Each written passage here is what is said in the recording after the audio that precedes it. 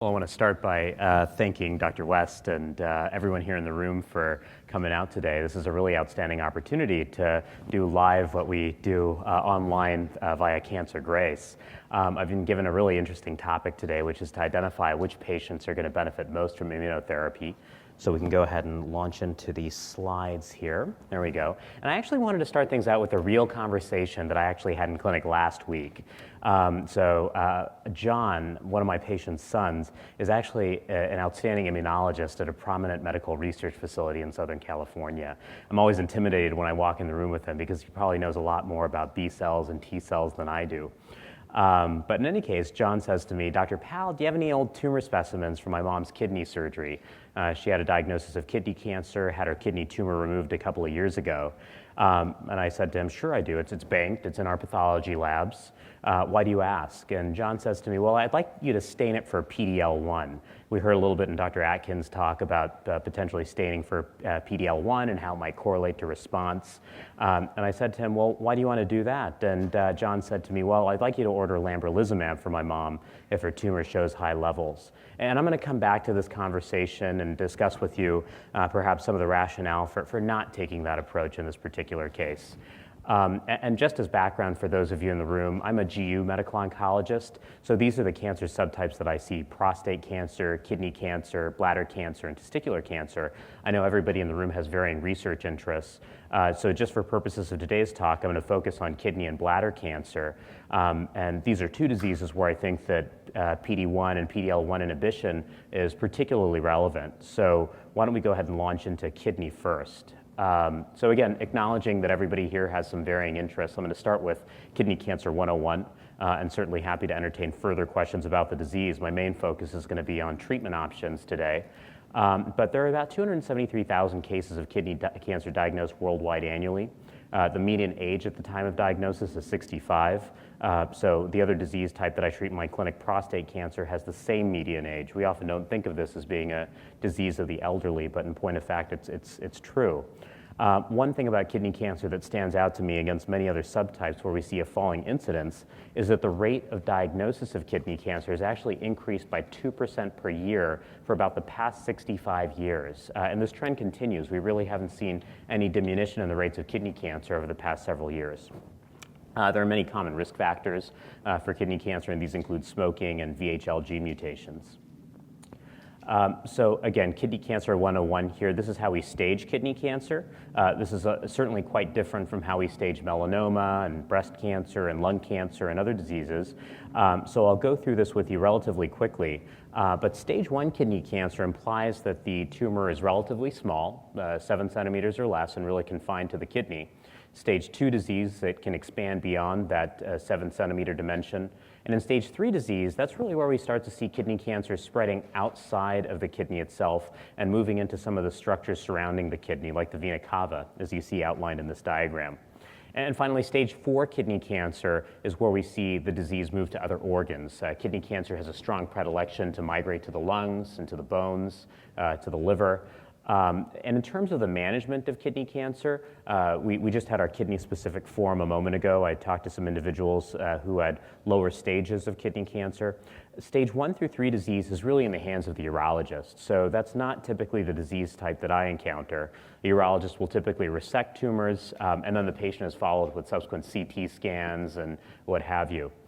In contrast, stage 4 disease is really where you're going to be in my clinic as a medical oncologist, and typically the disease is treated with systemic agents. So what's really unique about kidney cancer, and I suppose this is true to some extent in melanoma, is that we've had over the past couple of years a slew of drug approvals, and these represent targeted therapies. So prior to the advent of these targeted therapies, we really didn't have much to treat kidney cancer, unfortunately.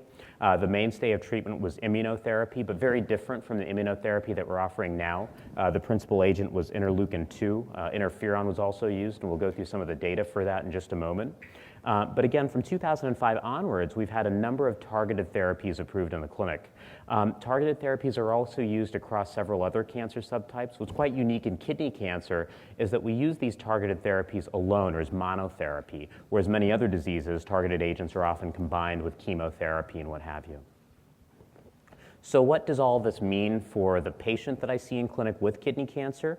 The bar on the left-hand side of this chart actually suggests what the median survival expectation was for a kidney cancer patient back in 2004. So if a patient walked into my clinic a decade ago, I would suggest to them that the median survival was only about a year. Now, with all of the targeted agents that we now have at our disposal, we've actually tripled survival for kidney cancer, and this is specifically the clear cell variety of kidney cancer, which is most common that I'm referring to.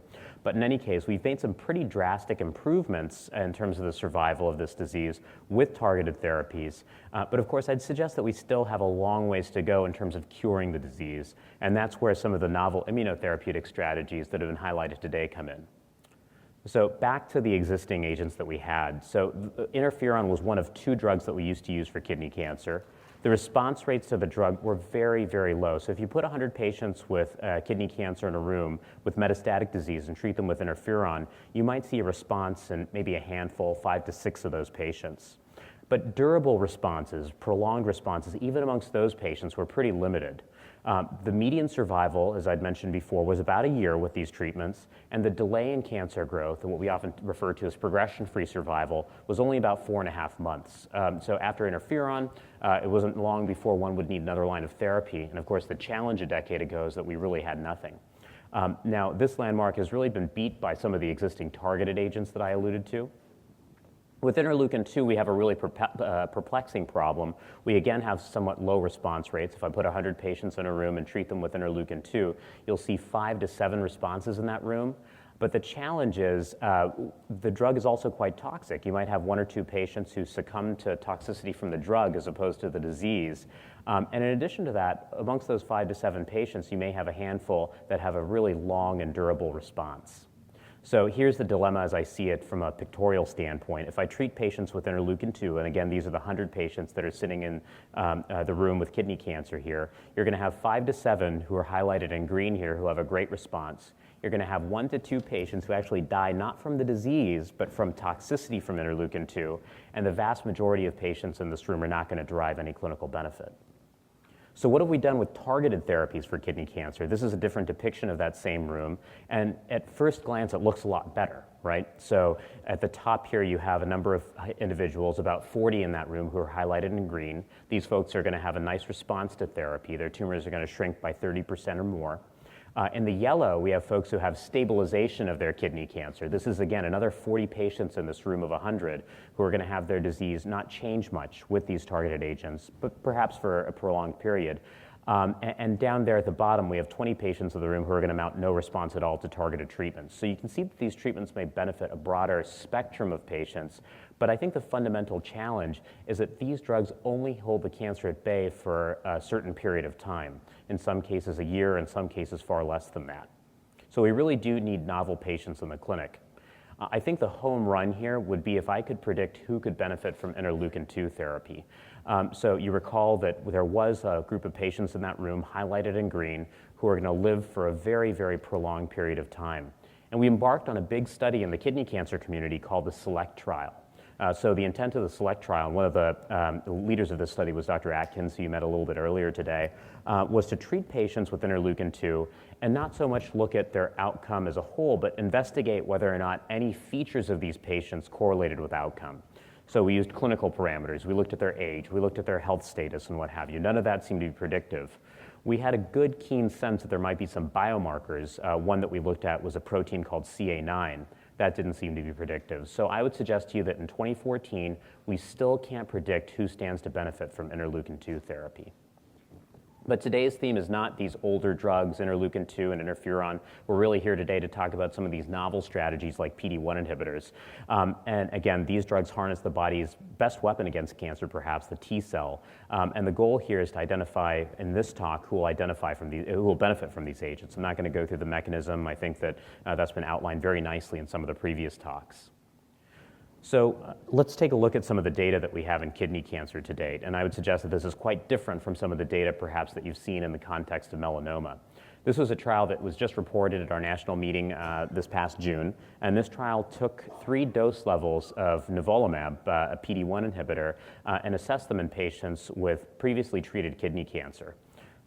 What we ultimately saw in this study, in my mind, was not a huge delay in tumor growth, but I think some folks in the room have already alluded to the fact that we're not going to really slow down tumors much necessarily on that first or second set of scans. The progression-free survival in this study, or the delay in tumor growth, was in the range of about 2.5 to 4.5 months.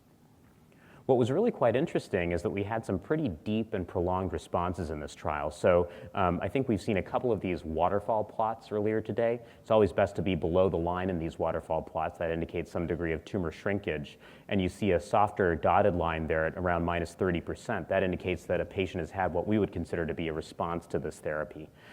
So what would really be outstanding in my mind is to identify who these responders are and who these non-responders are. In essence, I would really like to be able to distinguish the reds from the yellows that are shown here on this diagram, and we're going to talk a little bit about that today. I think many have alluded to the fact, and Dr. Atkins mentioned it, that PD-L1 could potentially be the answer here. Again, PD-L1 occurs at this interface between the T cell and what's called the antigen-presenting cell. And that's in fact been looked at in a pretty robust fashion. And this is a schematic that outlines that same principle. If we look at this interface between the T cell and the antigen-presenting cell, we see that drugs like nivolumab and lambralizumab and 3280, all of these work at that interface between PD-1 and PD-L1. So it seems like it would be pretty implicit that the expression of PD-L1 would correlate with response.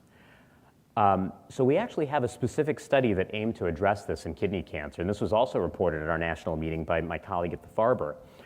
So in this trial, patients went through the same randomization to multiple dose levels of nivolumab therapy, and this study was quite unique in the sense that it used a fresh biopsy at the time of baseline, at the time of study entry, and they did a second biopsy at the time of at the initiation of the second cycle of treatment. And what we ultimately saw was as follows. About 22% of patients that were PD-L1 positive responded, and 8% of patients with PD-L1 negative responded. So this isn't the discrepant response rate that we would perhaps have expected to see. And the argument that I think many would make, including myself, is that this distinction may not necessarily be enough to turn away what we're deeming PD-L1 negative patients from clinical trials, at least in the context of kidney cancer.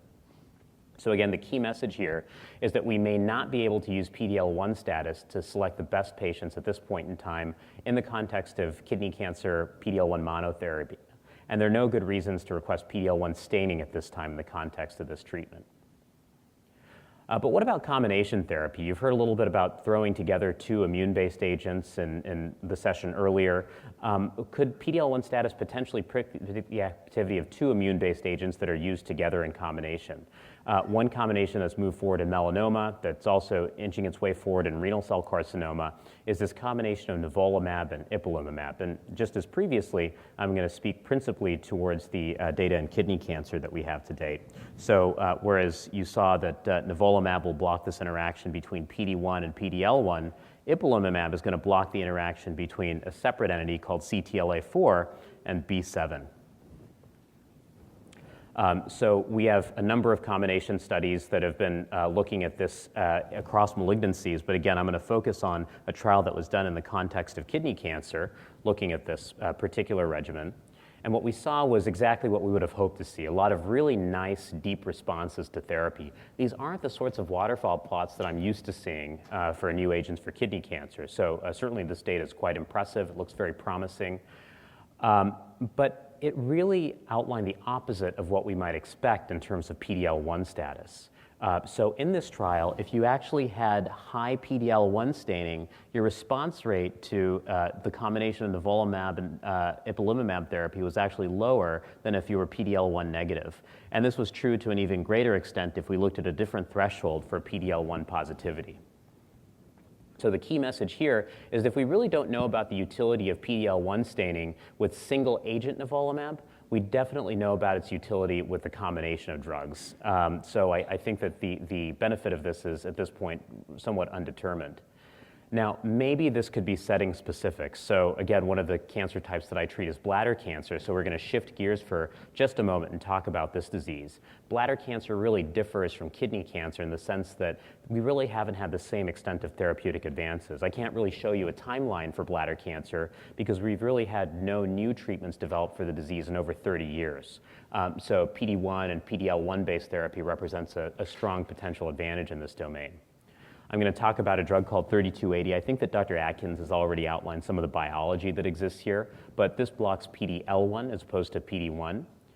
And there's a phase 1 study that's been looked at quite extensively across a number of different tissue subtypes: kidney cancer, melanoma, lung cancer, a hodgepodge of other diseases, and finally bladder cancer. And I'm going to focus actually on the bladder cancer patients that have been reported to date from this experience. So again, this data, if it was unprecedented in the context of kidney cancer, is just absolutely overwhelming in the context of bladder cancer. This is in a population of patients that have received prior therapies, and we're really seeing some outstanding and deep responses, which we're not used to seeing in the second and third line setting for this disease. And here we actually see a much more logical continuum between PD-L1 expression and response.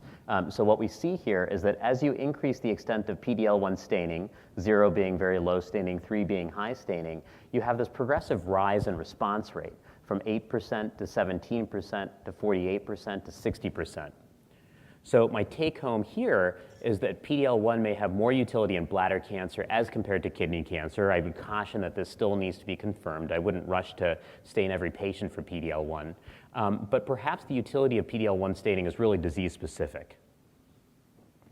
And finally, as a last consideration before I wrap up here, I'd suggest that PD-L1 may potentially be dynamic. We've had a lot of really outstanding dialogues over the past couple of months suggesting that PD-L1 status may change over the course of time. It's really key that we potentially get biopsies prior to study entry as opposed to relying on old archival specimens.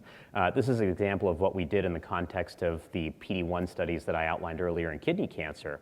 So a patient may have had their kidney tumors resected years and years before they actually have a diagnosis of metastatic disease.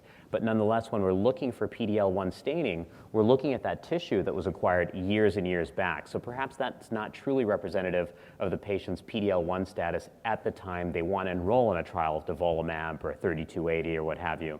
So it's going to be really key for us to really get up-to-the-minute data with respect to PD-L1 status, and that can only be done through biopsies. And again, I wanted to highlight that study that was presented at ASCO this year. Your friends, colleagues may potentially be approached with study designs like this one. And I think I always sense some apprehension when I present a study that includes a biopsy at baseline and several weeks into therapy. But unless we have studies like this that are conducted, we're really not going to make a lot of ground in terms of understanding the true role of PD-L1 status in terms of efficacy. So again, my take on the data here is that biopsy-driven studies certainly are a sacrifice on your behalf and on the behalf of all patients enrolling, but they really are going to potentially provide us a more accurate sense of PD-L1 status. So I'm going to summarize here by telling you how this conversation ended. So again, we'd had this request from my patient's son, who's an outstanding immunologist, to get some tissue stain for PD-L1 expression. And what I had to tell him is that we're not quite there yet. Let's look for a clinical trial. And we have a whole host of clinical studies that are ongoing at City of Hope and other academic centers. Not all of them are necessarily in the context of PD-1 or PD-L1 therapies, but I would encourage participation in clinical trials above all else in this context. Thank you.